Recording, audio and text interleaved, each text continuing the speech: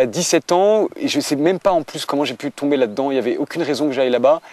Un de mes amis m'a emmené à une retraite qui était en fait les exercices spirituels de Saint-Ignace. C'est une retraite en silence et moi qui suis quelqu'un d'assez bavard, qui aime beaucoup la musique, ça a été horrible, terrible. Au bout de 2 jours, je me dis je m'en vais, je me casse, c'est l'enfer, enfin c'est la cata. Et je suis resté jusqu'au bout. Et moi je marque quand même que cette retraite a été le point de départ vraiment d'une rencontre personnelle avec Jésus. C'est-à-dire qu'avant, c'était même pas un rejet, il n'y avait même pas en moi, comme souvent on a à l'adolescence, le fait de dire voilà, j'ai envie de dire non à l'église, non à la messe. Il n'y avait rien.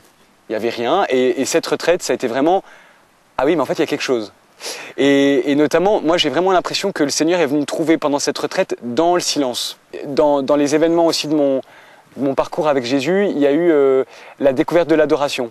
Donc c'était là aussi je suis capable de situer, c'était un été, j'étais avec le Festival Saint-Jean, donc il était proposé l'adoration l'après-midi.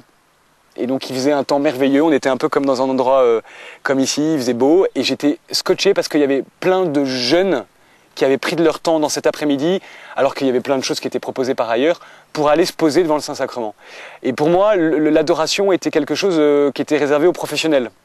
Donc a priori pas moi. Et donc je me suis dit mais pourquoi ils vont entre guillemets perdre du temps, et j'ai commencé à aller adorer là-bas, et bon ça m'a fait quelque chose, je sentais bien qu'il y avait quelque chose là dans ce cœur à cœur avec Jésus, mais je savais pas encore trop comment l'expliquer. Je ramène en bagnole un ami qui me dit on cherche un pianiste pour un groupe de prière, et je me souviens de lui avoir répondu ouais ok je suis d'accord pour venir vous filer un coup de main, mais juste 1 mois ou 2. Et en fait ça fait 6 ans. Voilà, donc c'est le groupe de prière Abba, qui est un groupe de prière qui existe dans une paroisse à Paris, qui s'appelle, la paroisse c'est Saint-Étienne-du-Mont.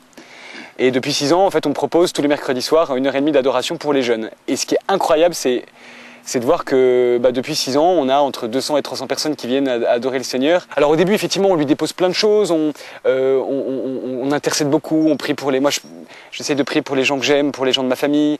Mais petit à petit, on s'aperçoit que le Seigneur, il est là, il se laisse aimer, et plus il nous aime, plus on l'aime, et il y a cette histoire d'échange et de communion qui est incroyable, quoi. Sans l'adoration, je crois que ma vie de foi n'aurait pas de sens.